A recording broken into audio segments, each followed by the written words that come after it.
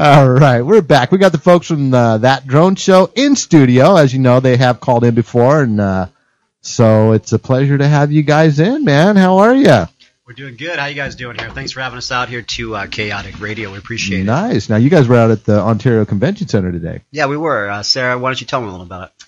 Yeah, we were at the AMA Expo at the Ontario Convention Centre, learning more about the people that are selling drones and meeting some of the people that are flying them. Nice. Yeah, and it's traditionally kind of a old school, old guy kind of area where it's just like big airplane, model aircraft people. Right. And that's what it's traditionally been since, probably the last 20, 25 years or so. And now that these drones are coming out, little UAVs, all of a sudden there's a bunch of young guys coming in there wanting to fly all crazy, bat out of hell kind of style with these FPV racers, big multi-rotors, and the other guys looking around like, wow, we've never really seen that. And I was talking to the people out there today, and they said a lot of people at the AMA, this is the first year they really had drones there. A lot of guys coming up has never seen one before. Wow, that's pretty cool. Now, do you do interviewing, Sarah, as well? I do, yeah. We host together. Oh, that is awesome. The husband and wife team. That's correct. We are we just got back from I just got back from CES. We just did that out in Vegas. Big shout out to our buddy Anthony Cools. He's a big hypnotist out there. He's the guy that's done over 500 handshake orgasms. So pretty cool guy. What? Kind of guy you want to meet, I guess, huh? Yeah. Sarah hasn't met him yet, and she's like, "Do not let him do that to me, David." Now, is that cheating, Sarah? If he's had an orgasm shaking this guy's hand? I did ask him if he'd had. I got kind of tingly when I was next to him. I don't know if that counts. Well, you're next to Rob now. How do you feel? Well, as long as he's not a Latino guy, because Kit is already established that's likes Kit's the Latinos. thing. We all know that's his thing. What? Oh, God. Here we go. Okay. I have to Backstory. explain. I didn't know there was a difference between Latino and Latina. So, I'm all, There's a these huge Latino difference. girls. There is a huge Yeah, difference. they're so hot, and these guys have just not let me live it down. But, like Latinos, huh? it's a new world. It's a new dawn. It's a new day. Who knows? But, so what was it like out there, man? I mean, what about these old timers? Were they just like, holding up the cross, telling you to go? There was a couple of people that I think just weren't sure what to make out of it or whatnot. But, I mean, everybody was really cool. It's kind of like the coming together of two worlds. You got these old school RC guys out there flying these big planes, putting a lot of effort into it, detailed modeling. Mm-hmm. And, they're really into it, wearing the captain's uniforms and all that. And a lot of them former pilots. But then you got these young guys, like I said. I mean, they're coming in here with mohawks. They're coming in here all tatted up. They're tearing the place up with these big drones. And it's two different worlds, but everyone kind of respects each other because everyone's into flying. So it's almost kind of like you got two sets of bikers. You got the cruisers and you got the racers, and they come together and everybody rides. Right. Well, everybody at this place flies. So it was cool to see the two sides coming together, where it was like the old guard coming down into the new guard, and they're just not sure what to make of the whole thing. But there goes the neighborhood. It's coming, man. I mean, everybody wants one of these drones. I mean, if you can get one at Walmart now that they're more readily accessible to the public. Because there was a time where you couldn't get a drone. No, it was a very secret thing. I mean, at CES this week, we had 10 drone companies and this huge unmanned aerial zone. And last year there was maybe 2, and they had a little table. I mean, this year it was full force, a lot of money being spent, people going out there, CBS paying attention to it. Wow. It was all over the big papers. I mean, Sarah didn't come out to that, but the biggest thing is that drones are attracting a lot of men. And Sarah's one of the few women pilots, but they're actually doing a lot to try to turn that around, right? Yeah, I didn't go to CES because I'm going to a female-only event quite soon, so that's going to be fun. Well, that's awesome. I love that. I don't think women like to drive close to windows and peep, so that's why it's primary not. Well, that's what we were talking about prior to your arrival today. Yeah, everybody's worried about peepers. I mean, really. Jennifer's worried, can this guy with the drone see me taking a shower? And I'm like, I don't think so. No. Or female now, so we know it could be both genders. Or it can be both. Peeping. Could be people looking at you, kid. Yeah, I think that's one of the biggest misconceptions, is that drones can be used to spy on people. And in reality, they can't. And if they were close enough to see you, you'd hear it. But most of them, when you see them up in the sky, that's what I would notify. I would hear it before I even see it. Exactly. And if it is above you, really the quality of what it can make out in terms of human features and so on, you're not going to see anything. Yeah. Are people that paranoid? Yes. Yes, they are, kid. They are very paranoid, especially since, the government got involved with their drones. I remember 5 years ago, I went to hang out with my brother, who is in the Air Force. He works at March Airfield. Mm-hmm. I was going to say Air Force Base, but they call March Airfield now. And he was showing me around. He got the okay to show me around to everything. And he said, those are the drones. And I'm like, what? He's like, those things are on all the time. Like, ready to go. Like, any given moment. I'm like, what for? What for? Why? And he's like, well, and he listed a couple reasons why, the government might want to take a look Sure. at Osama. stuff. Yeah. Or just, figure things out. And they're, like, ready to deploy those drones at any given moment. This was 5 years ago. Yeah. I was like, that's crazy. They don't quite look like the drones you see now. It's not the same thing. And I'm sure maybe, like, the cameras are a little different. Better, You're talking about Better. a drone, a military drone. What we do is it's actually a quadcopter. It's just a 4-bladed helicopter. Yeah. Really, drone is kind of a short version, right? Yeah, I mean, a lot of the technology came from military. If we didn't have that, all those wars we just had over the last 10 years, we wouldn't have these drones. Right. So, I mean, think what you want about the war, but we did get drones out of them. So, Thank God. good deal for me. Yeah. But there's multi-rotors, there's quadcopters, there's different things. I mean, some of the things that I think is interesting is how the drones are used by, people think about the spying and all that stuff. And we always say, you know what, even if I wanted to look at your wife, I couldn't because, I mean, it looks like a little tiny black dot. I'd really have to have a lot of It would be like cameras. probably like a bunch of like pixelation. It's nothing. But the thing to work out for is like over in England, the bad guys grab one of these drones at the local electronics shop, right? What's the big electronics shop out in England? It's like Best Buy or something out there. Fry's, right. So they have these infrared cameras, right? So they go around to these apartment buildings where they know people grow pot. So all they do is they sit there and they say, okay, so they look at the heat signatures with the infrared, and the bad guys go in there and they just take what they want out of the thing. The pot growers aren't going to call the cops. Yeah. So they're using drones to kind of like use them in crimes, which is kind of, I thought, was an interesting side thing. There's a side business for me right and not there. one that we advocate on that drone show. No, we're not advocating. I just thought it was interesting that, people talk about all these bad purposes, and spying and all that stuff is not what you got to worry about. People are being much more creative, and we had that drone that crashed into the prison, and they found pack of cigarettes, a couple $100, and a gun. And a cell phone. And a cell phone, right. So they was trying to get it to his buddy, and that was in North Carolina. Carolina. I guess people do get creative as if their buddy's in prison. Yeah. How can I get this? They could be dealing drugs via drone. Or they have that service with Amazon. Not a bad idea. Or they have that service with Amazon Kids Put that the will money come, in. you order something, and here comes the drone from Amazon and delivers whatever you bought. That's not going to happen. No? You got 17 minutes on a drone. Dave? They're building different stations, and the battery power increases all the time. A lot of people, like, there's a great taco delivery service in San Francisco, so you can order tacos via drone, which is nice. So you have a little app. You tell it where it needs to go. And those stations are kind of set up throughout the city, so like within a 5.5 minute radius, there's drones ready to go. So the only way you can really do it is in a big suburban area where you can have like 15 drone stations. So he orders a taco, she orders a taco, 2 different drones go over and deliver the goods. And you pay all via the phone, iPhone, Android, or whatever like that. So those things are viable, but the whole Amazon really far away stuff, honestly, at this point, we don't have the technology, but it will get there. Yeah. Yeah, they were talking pretty big about it, and they had some like example videos of what it looked like. Mm-hmm. And I'm like, that's kind of cool.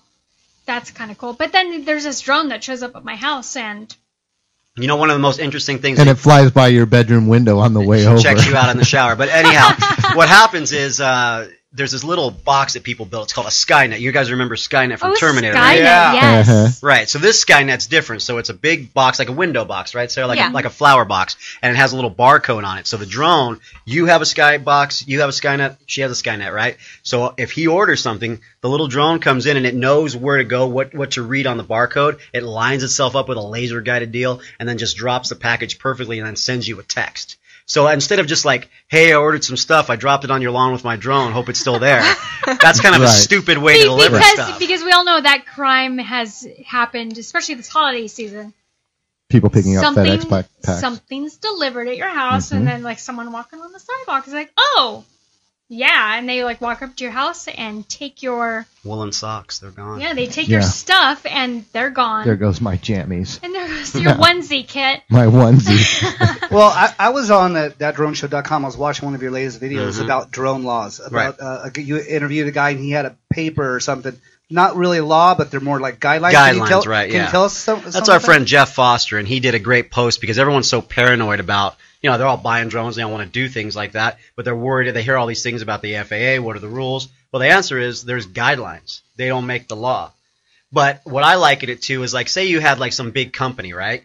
And you were the CEO and you had an IT department and they told you, hey, guess what? All the wires in your computer need to be fixed, right? Well, you're the CEO. You're not thinking about the computer, so you'll probably go along with it. So a lot of times the FAA will say, hey, here's what we think. And the lawmakers, well, they're not going to go and like research it and do all that. They'll go, oh, if you guys say so, that's okay. So they sort of set the laws that way, but they've created this set of guidelines, which we took them line by line. So it's like, don't fly over 400 feet. And the reason for that is airplanes fly, they don't go under 500 feet. So there's like a 100-foot cushion, which everyone agrees, hey, man, we don't want to hit an airplane, right? No. But then there's other guidelines like, hey, unless you're a terrorist. And right, unless you're a terrorist. But if you're trying to follow the law, like here's the one that I think is the most stupid. So you sit there and you go, if you've got a farm, right, and you want to check on your crops with your drone, and you're not, selling them in, it's just for you and your family or your friends here at the radio station, whatever you want to do, you can check on all of your crops right there with an infrared camera, make sure they're healthy, everything's cool. You can do the same like time-lapse thing every week and make sure all your food's good. But if you were going to sell any of those crops, that's against the law. Which is weird. What? Why? How so? The guidance is basically if you're going to be using your drone for commercial use, you can't. Basically, if you want to take a picture of your house, that's cool. but If you want to sell me the picture of the house for 50 cents, you just broke the law. What the? Now, who's making that law? It's the FAA, and it's not a law. Guidance. It's a guidance. It's a guideline. So it has not been challenged in so all Superior the Court. crap we give Rob about like, give me a hey, lot are of you crap. are you going to get arrested this weekend? We Like, what's gonna want happen? Rob to get arrested. The things because- Rob does, I paid money to a camera guy to film Rob on Las Vegas Boulevard Man. with his drone. I was worried about that. I'm like, don't call me for bail. And I had the chaotic banner flying over the Mirage Hotel, and that You were about 10 feet off the ground. Technically wasn't cool because that's a commercial purpose. I wasn't getting paid for it. You get paid for it in the listeners.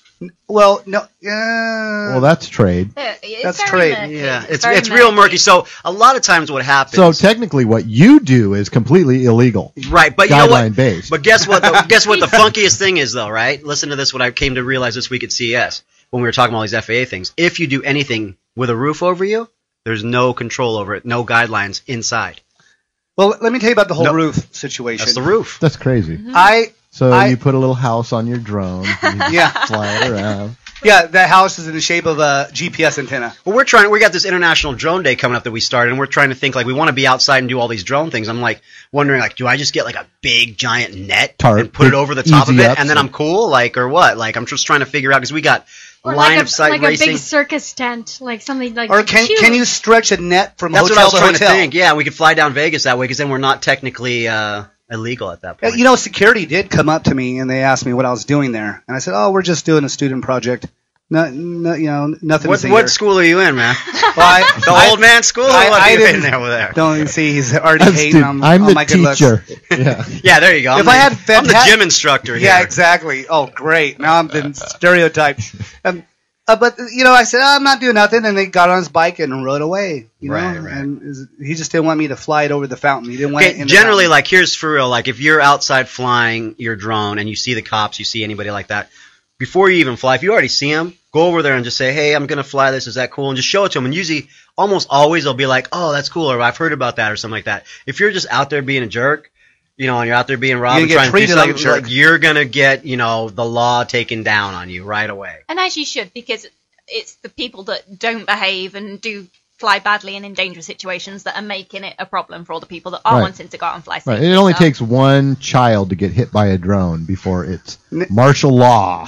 Well, now that brings it. I've actually landed my drone on a police car.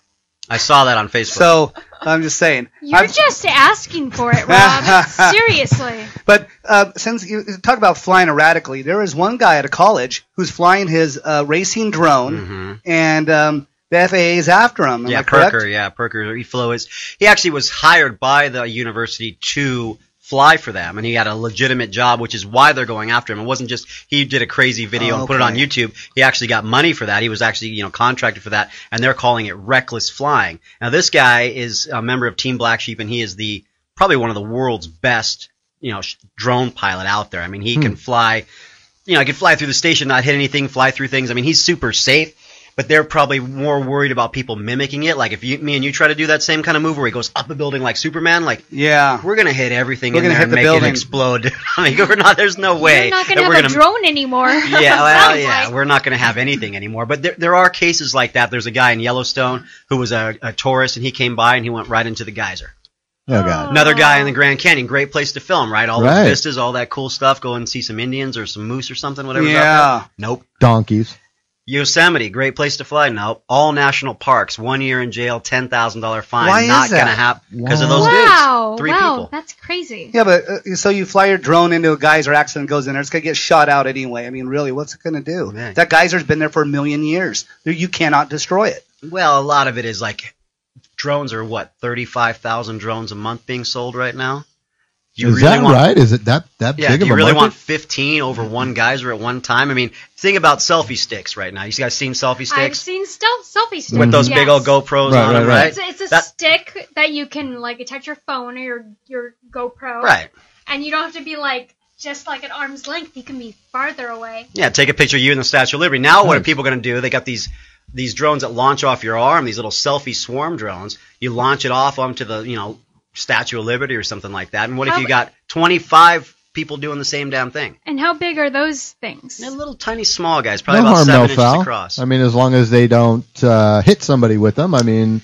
Well, this is another thing. If flying over people is not cool. And the reason, you could, with a bigger one, yeah, but one this big... We've got one like that on the screen there. See that big old guy there up next to next to our flight team there? Right. That's an S900, and that thing's almost 20-something pounds, and that'll take you out if anything happens. But the problem is not that if you're a good pilot or not. The problem really is what if your transceiver, your receiver just goes out? Because, I mean, it's a piece of electronics. And we talked about my airplane when I had, and it just, I just saw it fly off into the sunset. Yeah, I mean, you could be the most awesome pilot, but if your stuff doesn't work, well, I've turned my radio off, and it came back to me. I have experience with friends with the RC helicopters, and I'm like, that looks like it's going to crash into me or come my way and get caught up in my hair. Oh my gosh! Yeah, they're gnarly.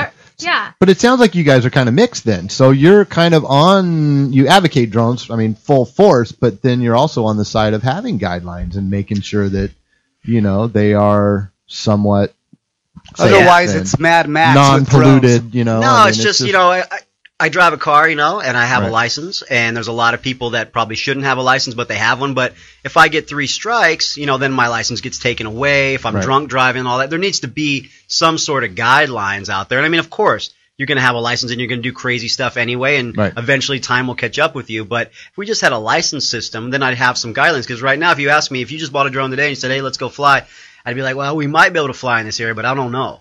You know, and I just have to tell you, I'm not sure about this section. Some areas, near airports, we already know we can't fly by. But sometimes there could be a park, and all of a sudden, one day it's cool, the next day somebody's said something about you, and you get an officer knocking at the door. It's just, we want to get rid of all this murkiness. Yeah. We just want to say, if I have to pay $2,000 for a commercial license so I can go and film TV commercials like I do, cool with me. I'll go and I'll sell the jobs. I'll do the stuff. I need to be able to tell my clients, hey, I'm legitimate. I'm insured. I've got these things. And right now, you've got all this, the most amazing technology. You can fly through the air with a camera and make it look perfect, but you're not allowed to use it that way. You can only use it for fun, which is just all this business opportunity. And think about the rut that the whole nation's in, right? How long have we been in this thing? Right, we're in a huge rut. For a long time. So now we've got something that's $1 billion industry that can do, if you're a roof inspector, you can use a drone. It helps you out with your business, right? Illegal at this moment, right? If you want to do pipeline inspections, if you want to do things like that, things that could help people out farming, like we mentioned instead of getting guys up on ladders on these giant electrical transformers, you send a plastic drone up. The funny you brought that up, I was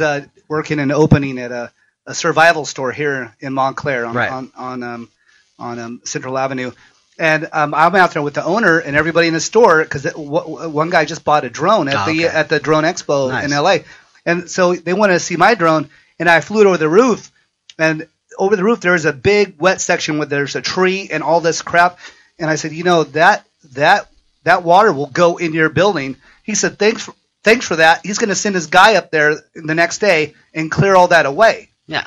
And I found that at the 7-Eleven by my house too, which is about half a mile away. So I flew it over there. My friend is a cop, so they pulled somebody over there, so I got pictures of that. You may have seen that. Oh yeah, online. We saw that. Yeah. So I sent him a text and said, hey, who's watching who? And then by seeing that at 7-Eleven, there's a pine tree and all those pine needles, and it's got a giant pool of water on the roof. There you go. And that's all for free. I mean, that all helps out, and it's just like, okay, so those are all like, yes, let's make some money with drones and all that, but the thing that really could just get you irked up, right, is that search and rescue. So there's some, so there's sometimes, we'll talk about search and rescue in a second, because that's a big hot topic. There's got people that are missing, and they could use drones, but the FAA is saying not to. Nice. Well, we're going to talk a little bit more about that when we come back for break. We got Dave and his wife Sarah here from thatdroneshow.com. You listen to chaoticradio.com. If you want to call in, you can call in at 909-989-0789. All right.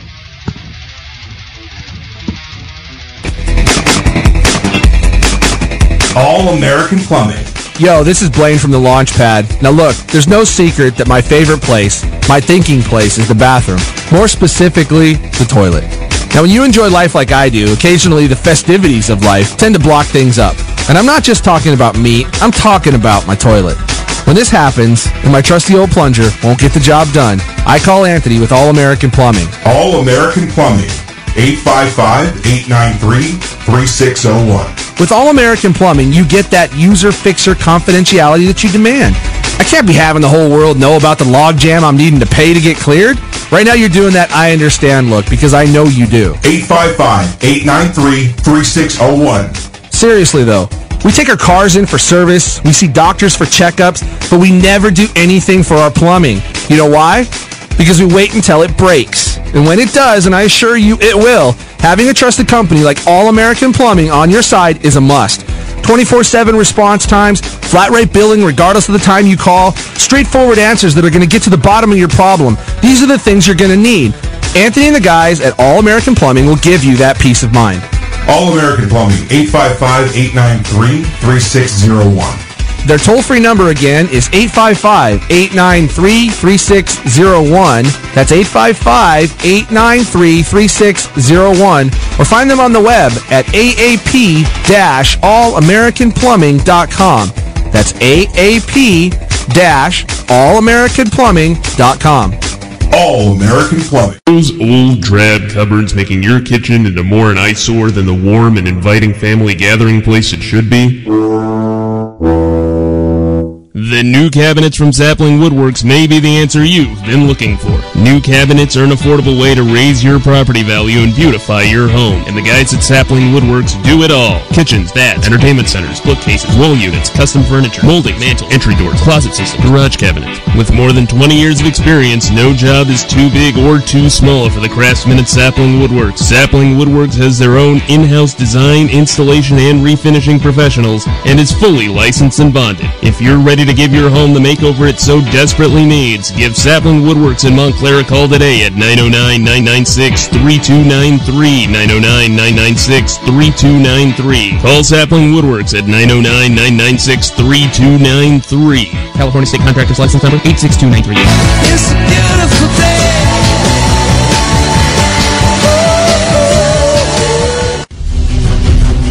Riddle me this, Batman. Where can I find the best selection of comic books in the Inland Empire? I'm not playing your twisted game, Nigma. Oh, just answer the question, Batsy, and we'll let you go. Yes, unless you think you have something to fear. You might want to find someone to write new riddles. The answer is Four Color Fantasies comic book store in Rancho Cucamonga. They have the biggest selection of comics, graphic novels, and collectibles. For more information, visit them on the web at fourcolorfantasies.com or give them a call at 909-563-8751. fourcolorfantasies.com, 909-563-8751. He got every detail correct. Well, who came up with this ridiculous question? You did. Oh, you're right. I guess we'll leave that to you next time. Oh well, I guess we have to let him go. But I didn't get to use my fear toxin. You're going back to Arkham, Joker. Oh, that's fine by me, Bats. At least there I get to listen to the Jack of All Nerds show on Chaotic Radio, Sundays from 8 to 10 p.m. The Jack of All Nerds. Sundays from 8 to 10 p.m. That's what I just said, Bats. Try to keep up, will you? That's the show where they talk about comics, movies, gaming, sci-fi, fantasy, comedy, pop culture, and a number of other things. Exactly! And it's hilarious! I know, right? Why, Batbrain, are you a fan? Oh, Batsy, we have something in common! Looks like it could be love!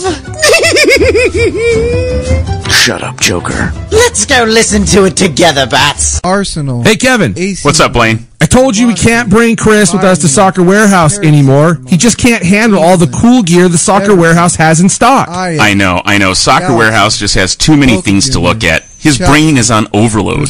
I have an idea. Next time, have him go to soccerwarehouse.com at home, and he can shop online. That's a great idea, Blaine. We'll leave the Eastvale and Victorville locations for us civilized shoppers. We just can't take this guy anywhere in public. It's such a shame. Kevin, it's not his fault. Soccer Warehouse's selection of authentic gear is second to none. He just doesn't know how to handle it. Again, you're right. Soccer Warehouse is mighty impressive. Oh, and I need that new United kit. And I need that change kit. And the home shorts. And the away shorts. Stay with me, Kevin. Oh no, I'm losing him too. Dang you, Soccer Warehouse. You're just too good.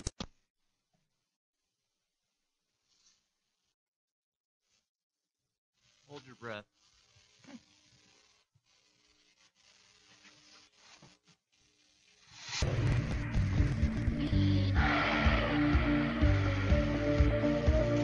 Black cats, white cats, all my zip cats. Look at. All right, we're back. Toxic Underground Live, chaoticradio.com. We got the folks from That Drone Show in the house. Dave and his lovely wife, Sarah. They were out at the Ontario Convention Center, and they're actually going to be doing what's called the International Drone Show here shortly. The International Drone Day. Drone Day, which, sorry for my ignorance there. But now, you were out at the convention center. Were there, celebrities and stuff out there? Were there, you said, young and new and, all kinds of... Well, we were there, and Rob was there. So well, yeah, there you I guess go. so. Yeah, Thanks a lot, Sarah. Chaotic crew. Celebrities within the drone world, yes. Well, also, we found Bruce Jenner there. Well, Wow. Rob found Bruce Jenner. Yeah, Bruce Jenner's a big into drones. Wow. Big into drone guy over there. So he was excited to talk to Sarah, I know. And what did he have to say? He enjoys flying a lot. He was really cool, actually. He was very funny. He was amusing. He spoke about his kids and he showed us that shot of the whale that they got, right? Tell him about that. Yeah, his son Brody is also a big drone pilot, and he was out on a boat somewhere off the coast of California recently and saw a blue whale and flew right over it as it spurted up. It was a really cool shot. You see this whale coming in, and all of a sudden it goes pow right out of the water. Yeah. It was pretty sweet. It was cool. It reminded me, we had a lady on the show recently called The Drone Girl, Sally French, and she talked about one of the uses of drones, which is somebody flies over whales and uses a little bucket to collect their DNA when they spurt. So it's a whale snot drone. Nice. An unusual use of a drone there. But yeah, Bruce Jenner was cool. Yeah. So he talked about his kids, and Brody, he's a big drone guy. Yeah. Brody's a big drone guy. He talked about Kylie's nails. Yeah. Wow. He didn't mention Kylie's Kim. nails, the important thing. Yeah. All the big news on that drone show. Right. Well, you know what? I mean, he gets, I think Bruce kind of gets a shaft, and lately they're talking about all this weird stuff with him, but I actually met him in Catalina maybe 20 years ago. He was the most humble, just sat there and talked to me. I was young, very young at the time, and he, so what are you doing with your life? What do you, really motivational towards me, and I mean, he could have just been like, yeah, kid, get away, but I talked to him about the Olympics and, that kind of thing, and he talked to me a little bit about that, and then drive, and really seeing your future and, imagine it and keep imagining it, and it can happen. And I mean, I was just like, wow, you know what, for him to take the time to really try to motivate me as a child, I was like, 22, wasn't, still a child pretty much, but I just thought that was the most awesome thing, So, I wish the media would just lay off the guy and let him live his life. I mean, I think, he's obviously he's in with the whole, reality show thing, so it's kind of hard to blame the media. I mean, you be careful what you ask for. On a reality show, you kind of ask for it. You do, but I don't think it shows the good and the bad. Yeah, but I don't think I think he was a part of that. I don't know that he was necessarily the initiator of that. And I know he's not necessarily the star of the reality show, but yeah, he is in the media. He is in the media. No, absolutely. He's a celebrity for sure. Which brings us to the next topic is what these guys do. You advertise online. That's your deal, right? Yeah, well, I mean, we have a show, we have our podcast, which is on iTunes, which I used to think iTunes was the way to go because people would listen to the podcast and all that. Right. But things have changed. I mean, I did a podcast 10 years ago, and a long-running Disney podcast, and that was the thing. Get on iTunes, get your subscribers, get it that way. Right. But now, everything's about YouTube. Everything's about being on YouTube, about being there, about being able to promote things on that way. And if you want to grow, that's really the way it is because no matter what device you have, people can listen to you, they can watch you no matter what. So that's key in getting your message out. I mean, just running back to International Drone Day. What day is that on, Sarah? It's March 14th, Saturday, March 14th. Yeah, March 14th. And we have, 80? We've got like 85 different teams. 85 different teams around the world. It starts in Singapore and it goes all the way to Hawaii. And the idea is to put all the drones up in the air, do public demonstrations, invite the cops, invite local church groups, invite people that don't normally see drones, and kind of have an open house. Almost if you if you were a biker and you had your gang and you said, you know what, today is open house on us. You can come and take a look, ask questions, because the reason for that is just to prove that drones are good and also to just kind of demystify some of these like spying things. Like, you think I can spy on you? Go over there and we're going to see if we can find you. We're going to do lots of demonstrations. Search and rescue. You just lost your loved one? You want us to find him? Well, there was a guy, Mark Prattley, right, up in Canada, and there was a guy that threw a pumpkin through the window of this person's car. Our friend Mark was driving by, sees the cops looking in these icy waters of Canada, and he goes, what are you guys looking for? And he's like, oh, somebody just swerved off the road here because somebody threw something at them. They're in the water right now. We can't find them. We got divers in here. So he goes, I got a drone in the car. I was just out flying. Can I look for him? They're like, whatever, man. He puts it up. About 12 seconds later, you see this car floating in the water. Nobody can find it. So, I mean, that's what we're trying to show is that drones are good. It was incredible. When I watched your footage of that, you could see it plain as day. Like, you're just looking like from me to Jess. It's just, you could see it, and it was so easy. And it took some, it was like 2 minutes to launch it, and he found the car. It was nothing. I mean, like 12 seconds, and it was like only like 40 feet in the air. It's not like we don't want to fly 1,000 feet in the air. You have a helicopter for that. We're talking about this like 60, 70 feet, what you can see at that level, and it's just really good. And we want to do different demonstrations to show that drones are good. I mean, we're going to have some racing, which would be pretty fun. We're going to have some demonstrations of safety features. Are you going to race? Dude. Of course. Are you going to show up? That's the thing there. My wife already gave me the green light on that. So, and I hear you're going to get FPV I heard racer. You getting somebody from X-Hover, right? And they're building something for you? I think they're building something for you. They think they're building something for me with a little special sauce on it, though. Yeah. Right, well, paintball guns. I talked with X-Hover today, and they're in Hesperia, and they're going to be giving me lessons. Personal lessons. Yeah. So watch out. Well, I got my buddy Trent Sigard, who's one of the top FPV racers in the world. I'm going to be hanging out with him, and we're going to do that. But anyway, we're trying to just show, we've got this event in Las Vegas, and we're going to have our friend Anthony Cools down there. We're going to have a few different celebrities, and we're going to kind of put together this huge day. And it's not just us. It's all over the world. So we're trying to make one day where you can't deny that drones are good, and that will get into the media at that point. I mean, that's just awesome. Yeah, jumping back to the Canada story, I think one of the interesting things about that, other than the great story it was that the local news covered it, but they didn't once mention the fact that he used a drone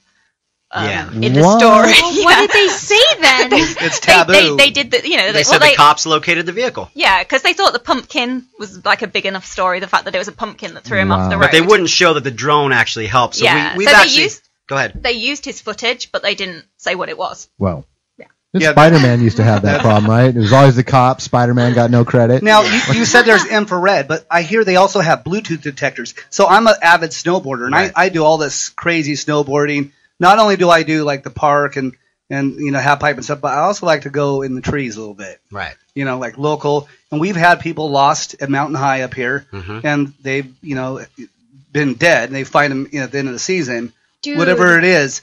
But you could actually use a drone if a person has a phone in their pocket or whatever. You can actually locate that signal. Right. Can you tell me a little bit more about that? Yeah, you can do all sorts of things with search and rescue. There's a group called Swarm, right, Sarah? And it's held by our friend Jim Bowers. And there's groups of people, almost like a Minuteman, in the old Revolutionary days. And A side note, Sarah did not know that England settled America. What? Just FYI, whenever you talk about the colonies, she did not know that's why it's called New England. Anyway, next topic. Like the Minutemen, the British soldiers were ready to come and get us at any point. So like people like me and Robert would be called Minutemen. We'd have a gun ready to go. So these guys that are part of the swarm team that have a drone, and if there's any kind of missing person, something that the police need help with, they'll go all up and they'll get together with a team, and on the ground they'll have monitors. They'll assist the police. There's one guy looking at the screen recording. There's another guy flying, another guy ready to go because the batteries only last, like we said, 15 minutes. Yes. But they'll get them up in the air and they'll have these nice big high ranges. And what you can do is you can drop down a GPS tracker to somebody, and then if you need to, you can send the big helicopter out there. But a lot of times the big helicopter is either too expensive, not available, or takes too long to get there, or it can't go that low. So we can put all our rescues on the ground, but a drone can cover an area that even if I had 50 searchers, you couldn't cover that area. We can go over water. We can look for traces of clothing. And right now, a lot of times the FAA says you can't do that. You can't. If your daughter, son, brother, mother's missing, sorry. Well, you have to apply for permission, and getting that permission can take days in situations like that. I think I'd take the ticket. And sometimes days is just too long. Right. Yeah, absolutely. It's an emergency, and like every second counts. Yeah, and that's a shame. Go ahead. They can find me. I want to find somebody's loved one. Find me. I don't care. Yeah, exactly. Go ahead. Send me a ticket. So then, Dave, you think that if I want to actually make money off of my drone, that I should have to get a license and certification? You should be responsible. You should be responsible, just like you were. If you were going to get a license for a car, it just should be the same exact deal. Right. I always call it the drone MV. Go down there to the drone MV, prove that you can fly. I mean, some of the flight tests are pretty cool. So what you do is you do like a box pattern. You do just like a little box. Then you move on to figure eights. Then like a guy like Robert, you go, okay, Robert, you ready for your final test? I take his drone, right? I spin him around the back way. Then I spin his drone another way, and I tell him to regain control of it. I turn the autopilot off, and then all of a sudden he's in a bad situation. He doesn't know which way his drone's pointed. If he can recover from that, go for it, bro. Yeah, and that's how we learned to fly, is doing those steps. Yeah, you do those steps with every kind of drone, because the problem with most of the drones, like you can see, they're a circle. So you don't know which way the heck it's going. Right. And you get disoriented really fast, and all of a sudden when you turn that thing around, now left is right and right is left. Yeah, unless you're doing FPV. Wait, do I get FPV with that? Or that's like a first-person view. So if you're listening, which you probably, everybody's listening right now, it's a screen, there's a camera on your drone, and you're looking in the screen. Am I allowed to use that for that test? Oh, come on. No, this is a line of sight thing, brother. You got to. We have a flight team that we put together. There's 24 really amazing pilots, and they're kind of our extension of Drone Day, of International Drone Day. And these guys are much better pilots than I am, and probably you too, Rob. Everybody's a better pilot than me. But these guys are the real deal, and what's nice about them is they're flying out missions for us that we put up on our YouTube page, and it's another way to show people that drones are good, doing demonstrations. I've got a police officer, former police officer, that's going to be using some infrared. So say there's a hostage situation, right? You have to fly the drone far enough away so the bad guy doesn't hear it, but you also want to see on the infrared what you can see on the inside, and maybe get those SWAT officers into a better spot. Does that see through the roof? It does see through the roof. There's these FLIR cameras. They're $8,000 each, and you fly these things on there. But there's some amazing technologies that should be being able to be used. And a lot of times when the cops want to get something like that, the public's against it at that point. Yeah, like when you guys were talking about the search and rescue, I'm like, why is that not okay? Why can't... Because it's public. The public, and people are okay. paranoid. Yeah. But hey, you can use a drone to find a missing person. And I think that a lot of that paranoia... In a bad situation, you can find them. I want to tell you this, though. How many people in here go to 7-Eleven or the liquor store, right? Everybody in the room, right? Go pick up whatever you're going to pick up. Right. How many cameras are in there? Tons. Yeah. And nobody thinks about that, right? Nope. But all of a sudden, I'm up 70 feet. I can see you as a black speck. You're worried about me? Right. Really? Right. Come on. Well, it's the same thing with cell phones. People thought cell phones were going to kill you. Right. And now, like, everyone's got one. I think ultimately a lot of people think that, it's the government. Yeah. It's not necessarily you, Dave, that we're worried about. It's the government. Big Brother. They already have that. And their drones, Big Brother's been here for 20 years. Dude, their drones go for days. Yeah. They can see a lot more. They have camera arrays on them. Right. There was a group in Compton, right? The LA Police Department got a drone, and they took a drone over Compton for 2 weeks? I remember the story? Yeah. 2 weeks, and they took a picture of every single thing, a high-resolution image, right? So on this giant image, imagine an image like the size of the country, right? Then they can zoom in, just like on like Bourne Identity, and zoom in and see what's happening. So you can watch for multiple crimes being committed in the city. They blanket it with cameras, and then you just put it all together in a one-stitched image and go right and go, oh, look at that liquor store. That license plate was there. Oh, look at this guy was there. Mm-hmm. That's kind of the scary stuff because they didn't say it was being tested. But look at Google Maps, dude. You can go down onto somebody's house. I mean, I looked at my car and I had a Coke cup on it, right. You know, at the time. I remember that day. I'm like, oh my God. I remember when the Google, the car with the camera on it went down my street. Yeah, I saw it as well. But I mean, people worry about a little drone flying over, but yet, you know, I mean, like I said, Big Brother's been here. There's so much good you can do. I mean, I'm thinking always like, if someone asks me like, oh, what kind of business do you want? I'm like, oh yeah, maybe picture something. But to me, like, I mean, okay, it sounds sappy, but my dog and my cat are like my whole world. And like, if they got lost, I would love to be able to have some kind of tracker on them and be able to fly my drone up and find them because they're not going to go that far. Well, the crane that comes down and picks them up. Especially if you have the dog or cat microchipped. Well, actually, with a lot of but that's a good service right there that you can absolutely. use. I just want to throw this at you.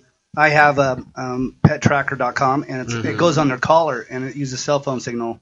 And when my dog has got out, my wife came home from work, and we triangulated the dog, and there's an app on my phone. I can see exactly what my dog's doing right now. Not only that, but I can see what he's been doing all day. It measures his activity. Right, yeah, I've seen those before. Yeah, you combine that with your drone, and then there you go. Well, because when you're like a cat or a dog, you go into like weird places. It's not like you can just run through everyone's yard and it's okay. Subsequently, your wife has one for you as well. As she needs one. Explains a lot. You know what it does every so often when he gets in trouble? It zaps him. You see him kind of twitching over. Yeah. If I say something wrong, you know, it's like, oh, sorry. Right. But that one's attached to my nuts. Yeah. So that one's. I thought you didn't have any. Your nut. Nut, yeah. Thanks for keeping track, Dave, by the way. I guess the score is 1-1 right now. Yeah. So now you said you started off doing podcasts and you've kind of merged into the YouTube thing. Mm-hmm. And I mean, how do other people, do you recommend, I mean, years ago, you can't just do a TV show. Right. You know, it costs you $100,000 to produce what you're doing now for probably, you know, real minimal everything's dollars. Borrowed at the moment. Yeah, you know what I'm saying? And then, like with TV, you have to get like a network to pick you up. Right. And want to show your content. And not only that, how do you get your viewers? Right. Exactly. That's the big deal, is getting eyeballs on that. I mean, luckily I've been a television editor since 1992, and I worked on the TV show Friends. I did Howard Stern. I did a lot of different TV shows, so I've got that background, so we were able to build a studio. I mean, right now we don't have a living room anymore, right, Sarah? No, we turned our living room into a studio. Beautiful. Well, it's a beautiful I've seen living that room. on your Facebook. I won a good wife award that day. Yeah, she was like, you know what? Why don't we had it in this little tiny room that had the litter box and our studio in it, and it was a pretty smelly little room. And she's like, we could take over the lounge, David, which lounge is a living room in English talk, right, Sarah? Right. So anyway, we have no lounge now, and we've built this studio, and because I know what to do with it, you can do things with it. A lot of people will try to make a show with a web camera, which is exactly how we started out, because we were just screwing around. Right. We bought this drone, and then we started watching YouTube a lot, and we're like, oh, this is cool, check it out. Let's make a show. And we were just goofing around. It was not meant to be anything. And then all of a sudden, people started to pay attention to it, and people were liking and asking us our opinion, and we're like, we don't know. We're just figuring it out, too. And, you know, and I think that was part of the charm of the show, is that we weren't coming in from a heavy-handed standpoint of like, we know all about this and this is what you should follow. We're like, dude, we don't know, but we're going to call the guy and ask him. And we would get people on the show that knew more than us, and that was really the key to our success. And that appeals to me, too, because I don't know anything about drones. And I could relate to you, too, because you were learning as I am learning.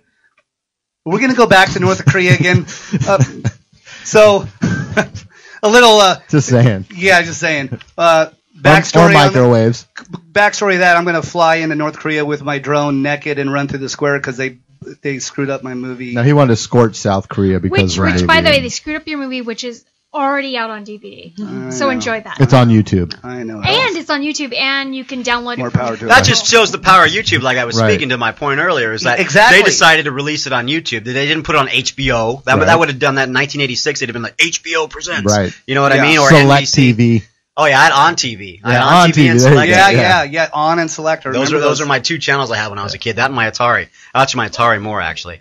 But No, I mean, YouTube is where it's at right now because you can get it on anything. You can put it on your TV if you're old school, or you just watch it on your phone. Like, that's what the kids do. That's what everybody does now. Yeah. I mean, and to launch something like that and to make it look like a network, it does take some skill. Sure. But there's some kids out there that have this software, and I mean, their editing is great. And you just have to kind of create an audience, a niche audience based around a topic and really put 1,000% into it. I mean, we both have real jobs. You guys live it, though, and much beyond that. Yeah, every single day we go to work, but then when we come home, it's drone show till 2 or 3 in the morning. Wake up in the middle of the night, someone's texted us and said, "Oh, there's something wrong with YouTube, or you didn't post this link." I'll get up at 4 in the morning and fix it. She's like, "That could wait, David. They don't need to see it right now." And I'm like, "No, those are our audience. We have to do whatever they want anytime they want to." Let's hear her accent when she's upset. David, I'm going to fall out with you properly now. And he does a lot of that. If you haven't been to thatdroneshow.com, there is a lot of that going on between the two. Little banter. We try to make it fun. People always like us together because we're husband and wife, we're in love, it's fun, but we also have like a certain energy and certain chemistry about it. So it's like, we're talking about drones and having fun, but all of a sudden, like, what was that one time I was upset? I hate supermarket shopping carts. I think they're BS, right? I think if I have to hold a card in my wallet because I need 10 cents off the Monster drink, that's crap to me. So we did a little skit where, the secret on supermarket cards? If you do, that song 8675309. Yeah. I know so all you got to do when they ask you for the number, just say 8675309. Right? The Jenny song from the 80s. And so we did a whole skit where I just snapped my fingers, and since we're on a green screen, we were all of a sudden transported to a supermarket. We were in Sainsbury's in England. Yes, we were. Wow. So we have fun on the show. We try to make it like, yes, it's drones, and yes, sometimes it gets really serious. Yeah. But a lot of times we just want to have a good time, and we want the audience to have fun. I mean, that's what I like about your format here is being live, and that's what our next move, if you want to talk about the next move for us, we're going to be going to a live format with an audience, with a chat room, people being able to call Ustream. Yeah, we're going to do a TriCaster, which is going to be a little more high quality than that, and it's going to have an app that also connects you to it. But what we're trying to create is a chat room that's kind of the pulse of the drone community. So if anybody goes on and has a question, have some moderators in there, but be able to give people that information right away. And I think that's going to be the key because people, they come to these AMA conventions because, dude, you're on your own when you're with your drone sometimes, right, Robert? I mean, absolutely. Tell me about that. I was on my own, seriously, until I saw your show. I didn't know anything about drones. And everything I know about drones is from your show. Oh, thanks. And it's like we learn together. And I'm a fan of your show, and your base is getting huge. Yeah, I mean, our followers on Instagram, Sarah's been doing so much with the social media. I mean, Instagram, Twitter, and Facebook and all that. We've got all these groups and things like that. I mean, thousands and thousands of people that we're very grateful that watch and listen and contribute. And I mean, I think one of the funniest things is, what do the newspaper call us? Oh, the face of the drone industry. The public persona of the drone industry. Because a lot of times it's very geeky and it's really hard. And a lot of the companies are based in other countries and they might not have the social skills or the level to be able to communicate. So to put a face on it and to make it fun is kind of what we're trying to do for people. And to that credit, we're also having other shows. We've got a guy named Lloyd Gardner who's up in Lake Tahoe. And what he does is a show called That Drone Buzz. And that's all about social media and drones. Then we've got a guy, also Nick Lang, up in the East Coast, and what he's doing is that drone news in 5 minutes. So it's just 5 minutes to catch the drone news. So we're trying to branch out into other shows. I love that. I mean, we're great to watch, and I love watching us because that's how I am. Because you're narcissistic. Yeah, exactly. But sometimes it's nice to watch other people and get other views. So we're trying to do that. Yeah, and build that community. Yeah, is what exactly. You're doing. Well, the great thing about you is, I have a face for radio. You and Sarah are good looking on camera. Why are you sitting so close to me, Rob? Yeah. I'm just saying. What is that on my? Is that something on my leg? I'm just saying. Your face is very nice, Robert. Yeah, if maybe you should talk after the show with Sarah. Yeah. After getting hit by a truck. I mean, that's what my face looks like. But you guys you look good on you look good on video. Kit and I, we look good on radio. You guys are awesome people. Thanks for having us on. We appreciate it. Appreciate it. And at Chaotic, we want to do more of that drone stuff. Call in, give us drone updates. There's good things. I mean, drones are very hot right now. I mean, if you just put your picture of you and even your face and a drone on Instagram, you will get likes because it's such a growing thing. And I think there's so much confusion. I mean, Sarah earlier to me today said, you know what, before International Drone Day, we should do what I did yesterday, which was take my drone to work day. Right? Because my big boss, the owner of the company, he wanted to do something with drones. So I said, I'm going to bring the biggest, baddest drone I've got. And all the other people that don't do television stuff, they do, marketing and accounting things, they've never seen one before. Wow. So the public just eats this stuff up. Yeah, so Chaotic Radio exclusive. There's going to be bring your drone to work we today. We actually are punking you, Dave. We have the police here. You just admitted that you got paid. So, but luckily they're Montclair cops, so you're cool. Okay, got it. I've got it in over there. Wouldn't that be awesome? Oh yeah, definitely. And actually, a cop came over to my house the other day and got my business cards because if there's a fatality accident, right, and they want pictures of the debris field, they're going to hit me up for free. I do it all for free. They take the SIM card. I don't even see it. That's what we're trying to advocate. Is just like if you want to really get in good if you're a drone pilot and you want to get in good with your community, go and seek the police out. Go over to them, and if you see them in the field, and just say, hey, you know what? I've got this, man. If you ever need anything, here's my card. Let me know, because they're going to think twice when somebody complains, there's a drone flying over there. I mean, I remember the lady yesterday at work. She's like, oh, I was at a wine bar the other day, and apparently there was a drone activity.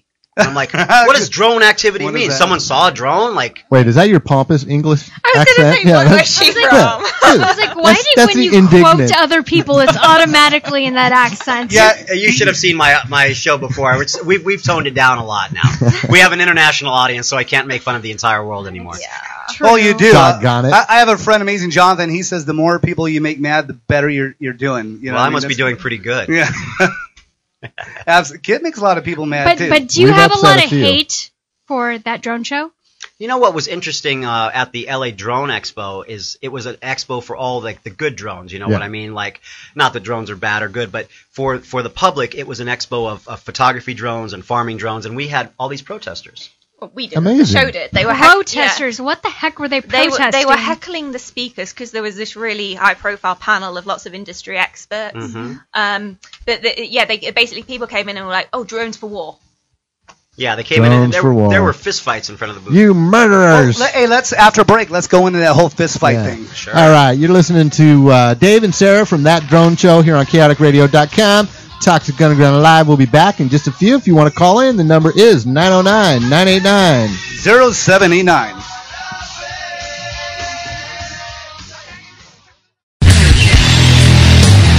What's up, guys? Tune in every Monday through Friday from 8 a.m. to 11 a.m. Pacific Standard Time for The Blaine Humble Show. That's right. Check me out every morning, 8 to 11, as we break down all things news, all things sports, all things topical, all the things that you want to know more about. Oh, and I get to do it in my weird way. The phone number for you to call in is 909-989-0789. That's 909-989-0789.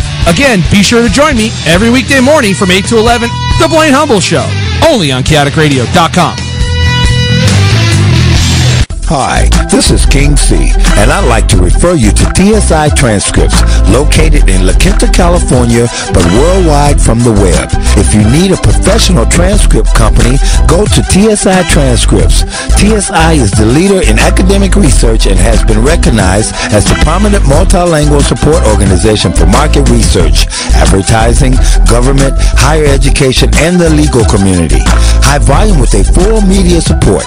TSI can translate all languages. TSI does not translate cheating spouse video, nor do they want to. TSI is the professional's choice for translating services. To find out more, go to TSITranscripts.com. That's TSITranscripts.com, or give them a call at 760-777-7600. Again, that's 760-777-7600. Tell them King C sent you.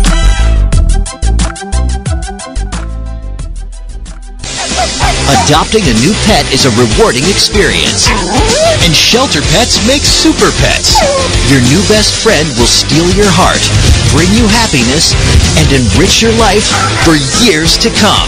You can make a difference in the life of an animal. Adopt and bring home a shelter pet today. To find out more, visit theshelterpetproject.org. This message has been brought to you by the Humane Society of the United States, Maddie's Fund, and the Ad Council. What's up, guys? Tune in every Monday through Friday from 8 a.m. to 11 a.m. Pacific Standard Time for The Blaine Humble Show. That's right. Check me out every morning, 8 to 11, as we break down all things news, all things sports, all things topical, all the things that you want to know more about. Oh, and I get to do it in my weird way. The phone number for you to call in is 909-989-0789. That's 909-989-0789. Again, be sure to join me every weekday morning from 8 to 11, The Blaine Humble Show, only on chaoticradio.com. What's what on Wednesday nights? Under the Covers with Mark. That's what's what. Every Wednesday night from 8 to 10 p.m. Pacific Standard Time, only on chaoticradio.com. Listen in to hear bands play live in studio, catch comedians chatting with me and you, and interviews with notable personas from all walks of life. Under the Covers with Mark, every Wednesday night from 8 to 10 p.m., only on chaoticradio.com.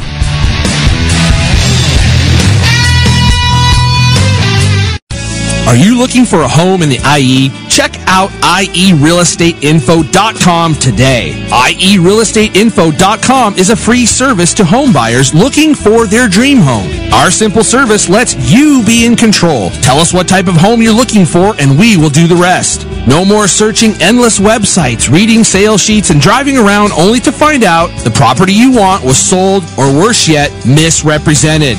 IERealEstateInfo.com will email you a list of the homes you're looking for. Simple and easy. IERealEstateInfo.com. Your time is valuable. Stop wasting it. Avenger Cycle Works is a full-service and custom bike build repair shop specializing in motor rebuilds, transmission work, insurance repairs, performance mods, and much, much more. Avenger Cycle Works. I am Zig, owner of Avenger Cycle Works in San Bernardino. I'm a rider just like you, and I ride every day. I'm also a rider coach, and know that a motorcycle needs to be in top shape. Whether it's just cruising on the road, hitting your favorite canyon, track day, or playing in the dirt. I have 30-plus years experience and hope I can take care of your bike like it's my own. Call us today at 909-387-9700. That's 909-387-9700. Or take a look at our website at AvengerCycleWorks.com. We back our work and riding. Shiny side up. Arsenal. Hey, Kevin. What's up, Blaine? I told you we can't bring Chris with us to Soccer Warehouse anymore. He just can't handle all the cool gear the Soccer Warehouse has in stock. I know. Soccer Warehouse just has too many things to look at. His brain is on overload. I have an idea. Next time, have him go to soccerwarehouse.com at home, and he can shop online. That's a great idea, Blaine. We'll leave the Eastvale and Victorville locations for us civilized shoppers. We just can't take this guy anywhere in public. It's such a shame. Kevin, it's not his fault. Soccer Warehouse's selection of authentic gear is second to none. He just doesn't know how to handle it. Again, you're right. Soccer Warehouse is mighty impressive. Oh, and I need that new United kit. And I need that change kit. And the home shorts. And the away shorts. Stay with me, Kevin. Oh no, I'm losing him too. Dang you, Soccer Warehouse. You're just too good.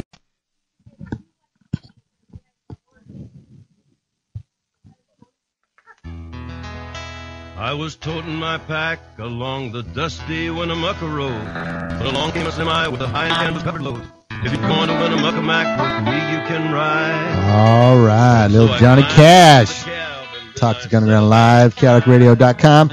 We got Dave and Sarah in here from That Drone Show, and soon to be International Drone Day. That's going to be in 2 months. Wait, let me put my glasses on here. We got 2 months. We got it down to the second here, people.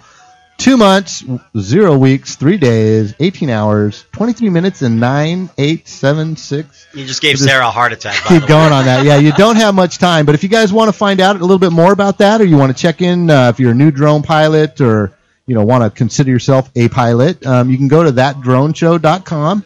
And as Robert said earlier, it's just a community of people who fly drones, but it's also Dave and Sarah. They do a show, a podcast, or not really podcast, a YouTube show, and it's pretty entertaining. I think it's pretty cool, man. You guys, it's to actually get up off the couch and do something like this, and have an idea of something, and want to share with people. That's a great thing, man. I applaud you for that, for sure. Yeah, we're just amazed that it actually has taken off as far as it gone, because, when we started, it was just kind of... Pardon the pun of taking off, right? Of course, yeah. No, it is taking off. At least it doesn't fly away, which is good.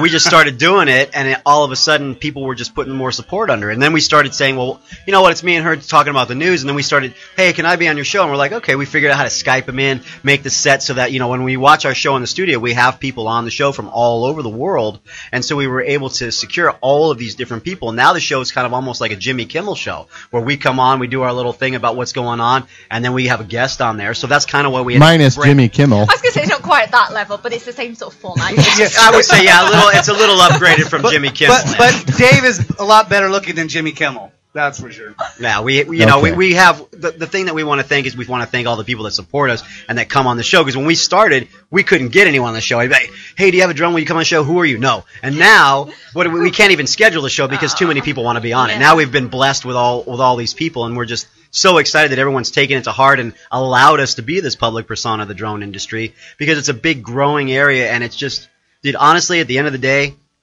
when you fly and you watch, you're actually able to go when you're walking around the buildings, you're like, I could fly up there, and you do it. That's the most freeing feeling in the world. Yeah. And I don't care what you think about technology or anything like that. I mean, I don't know about you, but I can't fly. When I can fly and physically move where I want to go, that's why I'm about it. And anytime I get down or like, oh my gosh, this is a lot of work. We're working 99 hours a week on this stuff. You just go fly and everything gets better, honestly. It's so much fun. I've sent you pictures of when I was at the beach. You're like, oh, man, you get to be at the beach. I got to be here filming. We love the show, but at the same time, it's cutting into my flight time, man. Yeah. I want to fly. So we're going to do some shows where we go and take some people out. I've got a guy coming up on the show next week where he's a big photographer, and that's another area that we're going into is drone photography. But we're going to go out to the beach, and we're going to do the show from the beach while we fly, because that's what we want to do. And that's the only way I'm going to get to fly. What I think you should do is take a couple of, hosts of Toxic Underground out and teach us how to fly on your dime, of course, because if we wreck it, no better way to learn than with your machines. No pressure, Kit. But no, I think it's just an awesome thing that you guys are doing, and we've been talking about the YouTube and getting up. We're all about people actually doing. There's so many people that have dreams and ideas, and you hear it all the time. You're like, just do it. You guys are actual doers. You are working your ass off 99 hours a week. That's a lot. And someday, when it's all put together and it's where you want it to be, because I'm sure it's still growing and everything, everybody says, they just got lucky. They walked in at a time when drones were new. Right. And no one realizes how much work goes into something like that. No, it's a lot of work. I mean, I had a previous project where I did a lot of Disneyland documentaries, and people used to think, oh, you're so lucky you get to go to do all these different things. And, man, it was a lot of work, and it took a lot of years to get to a point where it was viable. And, honestly, to me, we put the shows out there, we watch it when we edit it, but it's like when I'm looking, you got the webpage up there right now, I'm like, oh, that's so old. Oh, that's from yesterday. Oh, that's that. Like, to me, it's the process that I enjoy about doing it. And I think that's when people go to their job or when people go to work, if you're not enjoying that commute, that process, that sitting at work or standing at work or whatever you're doing at work, if you're not like, oh my God, like when we do drone stuff, we go like, okay, we got to chill today. And within like 5 minutes of trying to rest, we're already doing it again, and we're not even realizing, and we're having so much fun. Yeah. If you're not doing that at your work or whatever you're doing, then you need to find something else. Right. It's like the saying, if you find something, if you do what you love, you'll never work a day in your life, because it's just your passion. And it's a key to success too. You only have 8 hours of work. Most people have 8 hours of work, 8 hours of sleep, and 8 hours to do the downtime. Most people take that downtime and they're watching TV or whatever. Or sleeping. Drinking. But like, I don't have it. I'm working all the time. I'm even on the weekends when I'm here, or I'm running logistics at a warehouse at night, whatever it is. And you guys, that free time, man, you send me texts at 12:30, at 1 o'clock in the morning, and I'm still at work too. And that's supposed to be your free time. It's not. You're working all 8 hours of that free time. We always do. I mean, but it's because it's the energy we get from the people, and it's like the reason we want to go live is because when you're, in there with the green screen and you're just looking at the wall and you're just looking at a camera, that's a cold place to go. I mean, it's the best being with Sarah because she gives me all that energy and all that feedback. We have our guests and all that. But man, when we go out to these shows, the CES, we go out to the Drone Expo, we go out to, AMA, and people come up to us and are like, hey, we watch your show, it helps us out. Or, can I take a selfie with you? It's like, oh, wow. There's somebody out there. There's someone that's appreciating what we're doing. And even when they don't appreciate it and they're hating about something, that's a learning experience. Because sometimes haters hate to hate, and sometimes people come across as haters, and they're actually going to give you some information that's good for you, and you kind of have to see past your own face and go, okay, what did he say to me? Yes. And then take it in and for me, like Sarah will say things to me, and it takes me like 2 days to process what the hell she said to me, and I'll realize that's because you can't understand her. Because you're a guy, man. That's how we do it. But I'm saying, like, she'll say something legitimate to me, and I won't get it. And sometimes just take a pause. Don't get angry. Sometimes you have to look beyond. You have to look beyond the trolling. I'm not saying Sarah trolls you, but like the general public, especially on YouTube, they can be vocal. But if you have a lot of the same, that's also the great thing I like about YouTube is everything's freaking instant. Yeah. You know what I mean? I mean, as soon as I'm done, I put that on YouTube. It's there, and I get feedback right away. Yeah. Now that's like a really awesome way to do it. And it's also a really scary way. You're high and then you're low right away. I mean, you really got to kind of perform, but it also gives you the pulse of what your group wants. And if you're not giving your group what you want, they're going to go somewhere else. And you need to change it right away. And I come from a live performance background, so I perform better in group and in live. It just something comes out, your energy is transferred to your subjects. Yeah, I think of Sinead O'Connor in the Saturday Night Live, was it Star Spangled National Anthem? Remember when she sang that and everybody got freaked out? I mean, that was audience feedback right there. Or when she ripped the Pope's picture up on you know what I mean? Yes. I mean, that, live, you should know, like, don't do that. You know what I mean? I always kind of liken to that. Like, but then you got Happy Days, right? And Fonz jumping the shark. They were editing that later. They didn't know how terrible that was. Wow. So that's what YouTube gives you that live stream and lets you know where your people are at. Right. That's funny, that Fonzie moment. That's where they got that jump the shark. So when your show hits jump the shark, that's, if you're in the TV business or you are, that's like the moment where you got to just end the series and say it's done. So Fonzie's at the beach, right? You remember Fonzie, cool guy, like hey, right? He's selling reverse mortgages now. But anyway, he's surfing, right? All of a sudden, there's a shark, right? What does Fonzie do? He was water skiing. He's water skiing. You're right. He's water skiing. Shark comes by. Hey, Fonz, there's a shark. What happens? He wants to jump the shark. He jumps it. He literally jumps the shark. And at that point, everyone realized. Sarah, Dave didn't actually see this because he would know that he was being towed behind a boat. He had one of those weird, life preservers that go around the chest, and he was actually jumping the shark on purpose. He didn't just see a shark. It was that was back in the Jaws. Yeah, I was about 8 years old at the time, but I just remember jumping the shark, like punching him in the face. No, he jumped the shark and then he fell in. Right, he fell in, and they actually got him out. What do you do when you jump a shark? Do you hang on? And Sarah, he had his leather jacket on. I was about to ask you. Yeah, it's just a term that means that you've gone too far with something. I know it from Tom Cruise. I know what it means. You know it from Tom Cruise.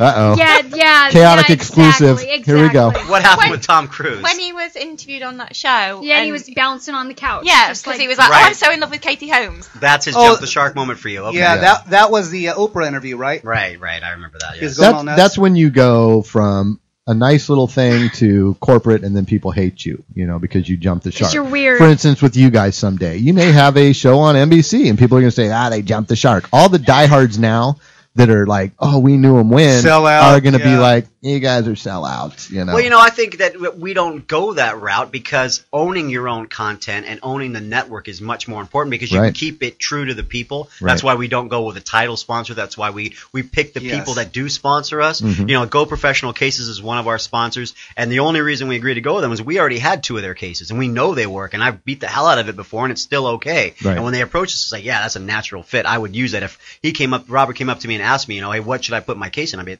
you should buy this case, put your copter in there. That's because you use it. We use it. So, I mean, that's the thing. But, but you're not obligated by an advertiser to say, use the red, blah, blah, blah, whatever. No, we'll never do that. We don't want to be like that. And we want to keep growing. And we think. Put Red Bull in it. Yeah, to me, it seems like the show is not just the YouTube channel. It's all the social media. It's us meeting everybody. It's us flying with everybody. The show is everybody, and we just want to keep everybody included and keep it like that because one day I might not do the show anymore, and I'll still watch it because it'll continue, and that's what I'd like to happen. All right. So you'll never jump the shark then? No, we're not going to. We might fly over it. It gets a great video. Yeah, we get some great video. We're going to change that up. He flew over the shark. Exactly. So quick question, guys. Where do you see drones in 5-10 years? Oh my God! I can't well, even 5 think. and 10 because technology, because of 10 Moore's years. law. Let's go 10 years. Yeah, let's stick with one number. Okay, because 10 years. Where do you think we're heading? I really see a kind of a version of the FAA that's almost kind of like a drone or UAV kind of like officer, kind of like we didn't have Homeland Security, right? Right. And now we do. So there'd be some kind of drone security thing with a set of rules, and I think there will be some pizza delivery via drone. I think there'll be some medical There's delivery. already taco delivery. Taco delivery, yes. I think that food delivery thing, there'll be kind of like airstrips. And the thing that everyone has to think about, too, is it's not Robert flying the pizza to my house.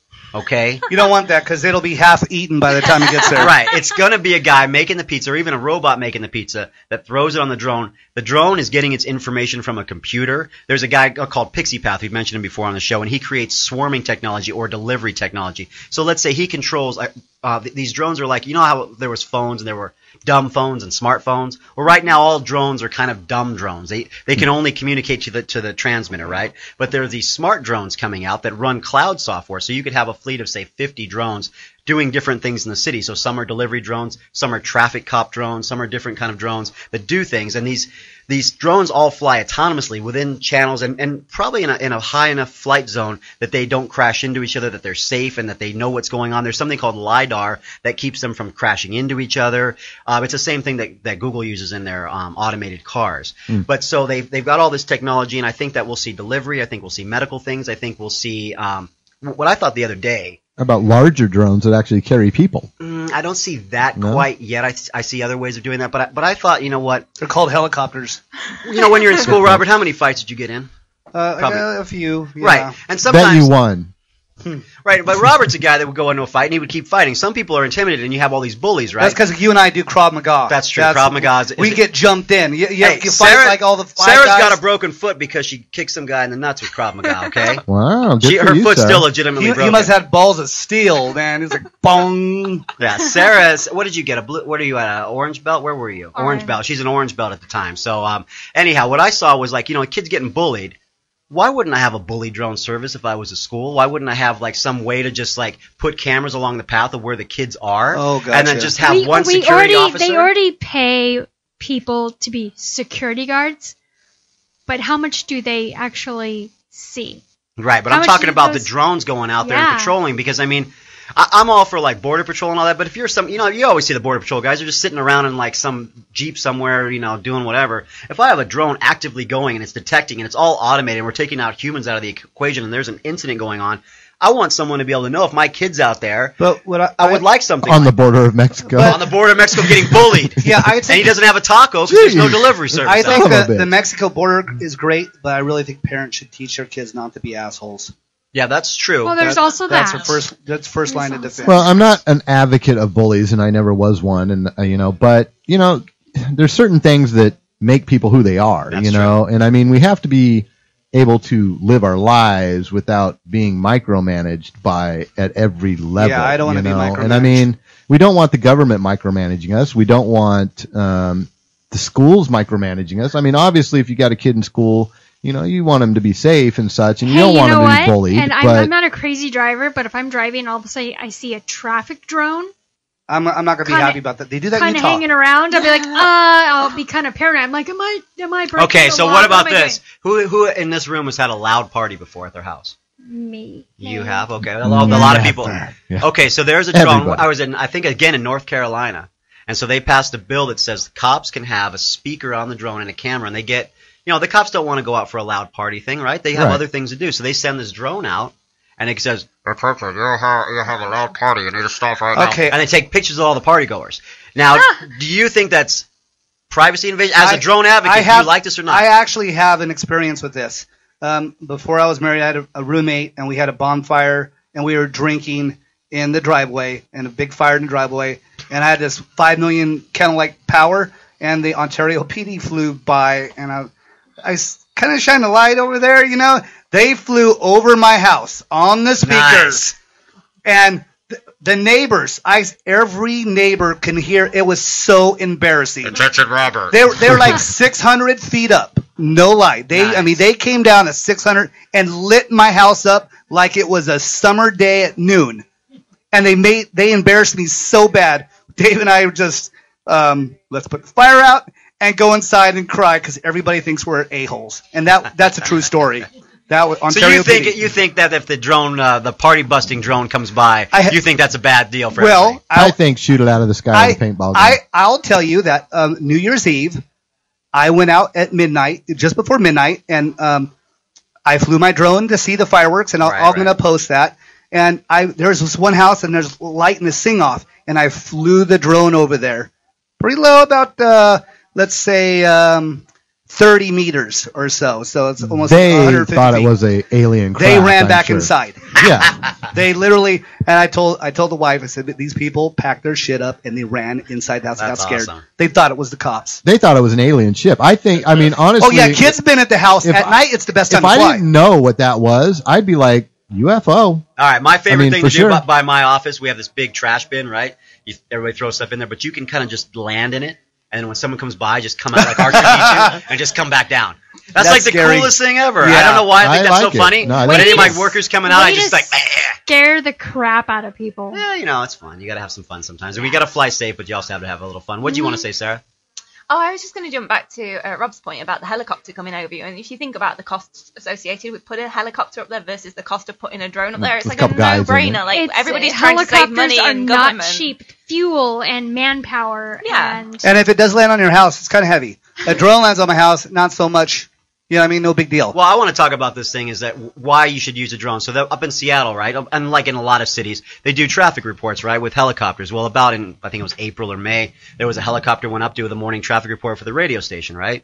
3 people up there, right, doing the thing by the Space Needle. You know, traffic is blah, blah, blah. All of a sudden, engine failure, bam, it goes into the sky, crashes into a car, kills 2 people, and kills everyone on board, right? That's no bueno. Wow. The drone Nada. we could have 3 or 4 drones up, same deal, showing more of the traffic, right, with a live feed right to the TV station. Like with a wide angle camera. With a wide angle camera for a super cheap amount of money, right? Give also 4 people a job as well on the ground. And if that drone happened to fall out of the sky, it's not really gonna kill anybody. Scratch your paint, make a dent. But we're not having 4 dead people over the traffic. That's Right. right. Come on, that's where you say like, all right, this is enough. Yeah. We really just people that want to have legitimate jobs with it. Just get off of them and let it do it. Crazy people are going to buy $1,000 drone at Fry's and crash it into something. Yeah, they're going to do that with cars too. You can't outlaw those. But the people that want to be legitimate, let's let them be legitimate and stop this craziness. That's where I'm at with it. It just fires me up. I agree with it. I see a lot of potential jobs. I see a lot of good that can come out of it for sure. Bad, I mean, I don't really see a lot other than, you know, them crashing into a car or something. I mean, I don't and see people being super paranoid. Well, I think, you know, obviously you have people that are going to abuse it, you know, peeping in windows or whatever, but I mean, that's going to be a small, and I honestly, you know, I don't see that, but okay. Nobody's peeping in legitimate. windows. Yeah, but you know what? There's a something that you can buy. It's called the drone Oh detector. God, here we go. The drone detector, right, Sarah? It's called Drone Shield. Drone Shield. So recently, they're filming Star Wars, right? Mm-hmm. Everybody knows. Oh, We're all they can excited about block Star the Wars, drones. right? The Force. So what happens? They're filming Star Wars, and the drone comes by, and they've got kind of a cutout of the Millennium Falcon, right? And so this drone comes by and puts it up on YouTube. Oh, check it out. They got X-Wing fighters and Millennium Falcons down there, right? We know kind of some of the plot now. The Millennium Falcon's going to be in it. So the company, that Lucasfilm, was trying to get this thing called Drone Shield. And we've done the story before. It's an American-based company. It's like, do you fear drones? Do you want to know if a drone's by you? Buy this little box and put it around your house, and we can detect drones and let you know if they're there. So that's pretty crazy, legitimate consumer thing. But now, people always freak out about what if a terrorist gets the dynamite stick and sticks it on the drone and flies over the Angel Stadium or something, right? So check this out. There's a company now that are giving it to the SWAT team and FBI that every single drone has an autopilot in it, right? Your transmitter, you can fly with it. So you can take this like drone ray and aim it at the drone, and I'm like bad guy flying dynamite over the stand, ha ha ha, rah rah rah. And then you just take the X-ray thing on it and just redirect my drone to where you want to land and land it in a safe area away from all the people. Wow. So you can actually take control of the drone. The authorities do. In China, they have a laser that does the same thing. It just blows the drone out of the sky. Well, you know, I was watching something where in the Middle East they captured one of our drones. Oh, right, yeah. And they thought maybe they had some kind of alien technology, some kind of tractor beam that they were pulled trying it to in. reverse it, yeah. But I'm not sure how they actually acquired the drone. And that's actually, I mean, that's pretty valid. They could do that where they actually, like, let's say I'm paranoid about somebody looking at my house. I could actually, if there was a legitimate company or something that could monitor and there's Drone Shield. like it's actually a real thing, yeah. Yeah, like a no call. Yeah, I don't want solicitors to call me. I plug in my numbers. I plug in my GPS. You know what? You're not allowed 100 feet from my house. Well, what happens too is a lot of the unless you're a police. Right, officer. exactly. The bigger companies like DJI are programming into like you're familiar Mine with is this. programmed, Like yeah. what happens is if you're by an airport, it won't take off. Yep. If you're over a certain amount of feet, if you're in a no-fly zone, it just won't work. It won't work. It'll come home. Those are some of the things that they're building in automatically. So I think that's responsible on their people's part. But I mean, there's just so much craziness going out there. I think it's just there's no way with the technology the way it is that it's going to stop anytime soon. No, I don't see it. Yeah. Yeah, DJI is just on the cutting edge of that. You know, I uploaded that software to protect my drone from going into illegal places, and that's just amazing. You know, and you never know. I mean, that should be in every drone. So illegal places such as anywhere by an airport. Well, obviously you don't. It just won't fly near it. It just stops. You just probably don't want to go anywhere near there. Yeah, well, Robert flew his right outside here, and I think we're like 3 miles from the airport, maybe. Yeah, about 3.5 miles. But yes. I only went up about 50 feet or less. Well, I just went up to the edge of the building. They wanted to see it. That's being irresponsible. But no, it's not, because your drone, the closer you get to the airport, the lower it will fly on automatically. So there is a ceiling in there. You're also not supposed to be 3.5. 3.5 miles is the cutoff right there. Well, it's irresponsible people like you that give droning a bad name. My drone wouldn't have took off if I was too close.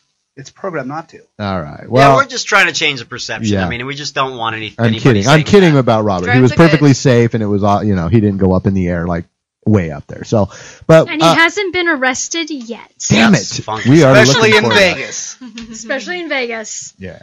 Well, we've been talking with Dave and Sarah, and we really appreciate you guys coming in and sharing with us in studio. Finally, it's great to have you. Thank you for having us. And if you want to check them out, go to thatdroneshow.com. You can find out all about droning, and you guys actually wrote a book as well. So we did write a book about the Phantom 2, and we've got a couple other books about flying safely that are going to be coming out as well, and also a show all about the Inspire 1 and a book about it. So that's a brand new drone that's coming out. Yeah, and I think you guys will probably be maybe instrumental in some of these guidelines and things like that. I think you know enough about it, and you're connected enough that you could probably make a difference. To especially the safety part of it. Yeah, which I like. Yeah, we're trying. It takes everybody out there, but we will be our best to spearhead that and take care of that. We want droning to be available to everyone. And I like that you guys see both sides of the coin. You know what I mean? You're neutral. On that. So, anyways, you've been listening to Toxic Underground Live on chaoticradio.com. Thank you, Rob Matters, for being here. Dave, Sarah, Jess, and Austin, our engineer. Great show. We'll see you next week from 5 to 7, right? That's right. All right. Toxic Underground Live.